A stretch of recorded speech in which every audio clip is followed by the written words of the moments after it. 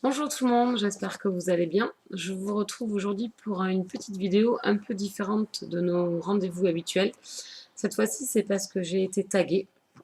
Donc un tag qui traîne un petit peu sur la blogosphère, on voit pas mal de vidéos, d'articles sur les blogs. C'est Desert Iceland Books. Donc j'ai été taguée par Justine du blog Les yeux plus gros que le temps. Donc si elle passe par là, je lui fais de gros coucous et je lui dis merde pour ses examens de cette semaine. Voilà. Donc le but c'est, si on était sur une île déserte, quels seraient euh, les livres qui nous accompagneraient. Donc en fait c'est scindé en 5 questions. Donc le top 5 de ces livres. Donc on commence, ça serait un livre que l'on aimerait relire. Donc j'ai du mal à choisir. Alors j'ai pris des livres que j'ai lus il y a très très longtemps, plusieurs fois, mais quand même ça commence à dater. Donc j'arrive pas trop à les départager. C'est les Harry Potter, donc de J.K. Rowling. Donc une saga que j'ai vraiment adorée. Un personnage et un univers fantastique. Vraiment une super lecture. Et ensuite, c'était Le Gros Pavé, Le Seigneur des Anneaux, de J.R.R. Tolkien. Donc une saga fantastique. Donc ça, sur l'île déserte, je pense que ça peut être fortement sympa. Déjà, ça peut nous tenir pas mal de temps.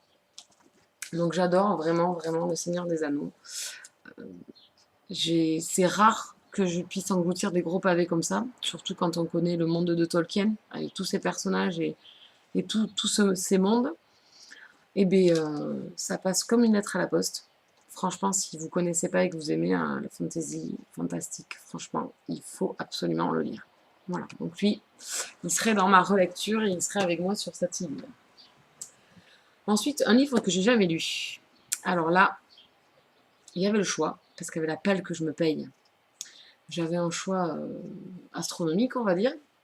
Et pareil, j'ai choisi, comme je suis sur une île déserte et que je ne sais pas quand c'est que les gens vont venir me sauver, j'ai décidé d'amener Cuchiel, le tome 1, la marque de Jacqueline Carré, donc aux éditions Bragelonne. Donc pareil, gros pavé. Je ne l'ai pas encore lu, il est dans ma palle depuis très très longtemps. Je l'avais acheté d'occasion, donc vous pouvez remarquer, hein, on dirait qu'il est neuf. La couverture est splendide. Pas mal d'avis traînent sur certains blogs qu'il faut se lancer dans cette saga, que la première partie est un peu lourde parce qu'il y a pas mal de descriptions de personnages, mais qu'il faut s'accrocher, que c'est vraiment, vraiment super. Dernièrement, j'ai lu quelques avis un peu plus mitigés, voire même négatifs. Donc j'ai quand même toujours ce livre à lire, il fait 800 pages, je crois. Donc il est lourd, donc pas facile de le mettre dans le sac à main. Donc ça serait le livre jamais lu. Voilà. Ensuite, c'était choisir un livre jeunesse. Alors, un livre jeunesse, je ne suis pas une fanat de livres jeunesse.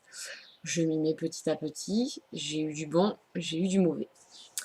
Donc, dans le bon, j'ai choisi, j'ai fait à plouf plouf, là, ça se jouait entre Hunger Games et Paralyze de Simone L. Kelles dans les éditions La Martinière. Donc, j'ai adoré. Franchement, c'est pas.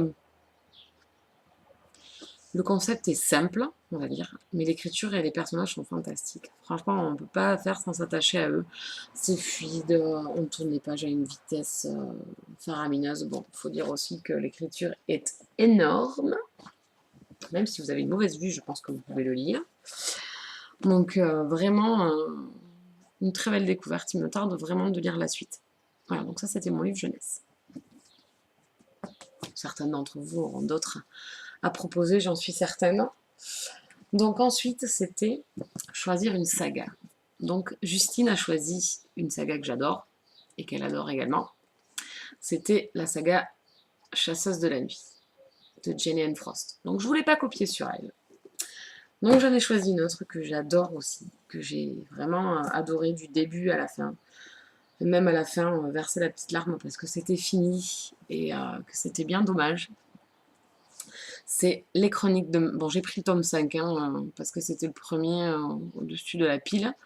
Donc c'était les chroniques de Makela Elaine de Karen Mary Moning. Donc vraiment une saga urban fantasy génialissime. Celle-là, elle est là. dans le haut du panier. C'est vraiment le top 3 de mes lectures favorites. On ne peut pas faire sans aimer. Enfin, je pense que on ne peut être que plongé dans cet univers. J'ai vraiment, vraiment adoré. Donc si vous ne connaissez pas, grossière erreur. Si vous ne connaissez pas, donc remédiez à cette erreur. Et pour celles qui connaissent, eh bien, elles me comprendront totalement si elles adorent cette saga. Pour le dernier livre, c'était un livre de mon choix. Alors, je ne l'ai pas parce que je l'ai prêté à une amie. Je vais encore vous tanner avec ce livre, je pense que j'ai tanné toute la blogosphère. C'est Les enfants de la paranoïa de Trevor Shane aux éditions Michel Lafon.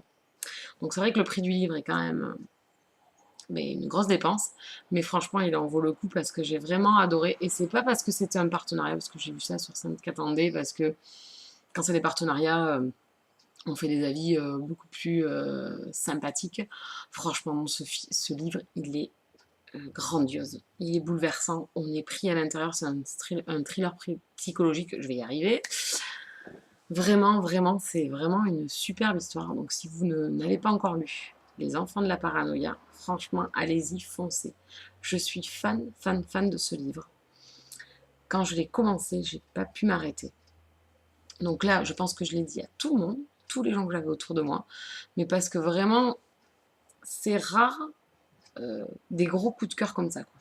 C'est du 10 sur 10, c'est vraiment gros coup de cœur, c'est vraiment incontournable. Voilà, cette année 2012, si on doit me demander un livre, c'est celui-là. Je veux dire, on est presque à la moitié de l'année, j'ai lu d'autres livres depuis, mais c'est le seul qui m'est transporté autant. Voilà, donc c'était mon top 5. C'était mes livres favoris, les choses que je pense que si j'amène sur une île déserte, je m'ennuierai absolument pas. Donc j'ai que Cuchiel à découvrir encore. Et donc il fallait taguer certaines personnes. Donc j'ai hésité. Après, ces personnes-là, elles le feront ou elles le feront pas, il n'y a pas de souci. C'est pas une obligation. Donc j'ai tagué Lucie de La Bulle de Lissou. J'ai tagué Nastasia de The Guilty of Pleasure. J'ai tagué Céline des Lectures de Titouf. Et la dernière, et pas des moindres, de toute façon elle n'allait pas y couper, c'est Méline du Chabouquine. Voilà, donc je remercie encore Justine, c'était vraiment très sympa. J'ai commencé à visionner certaines personnes qui avaient fait ce tag, c'est vraiment très sympa de découvrir vos lectures. Donc je vous fais de gros bisous, je vous souhaite une bonne fin de semaine. On se retrouve pour mon C'est mercredi demain. Bisous bisous, bonne soirée.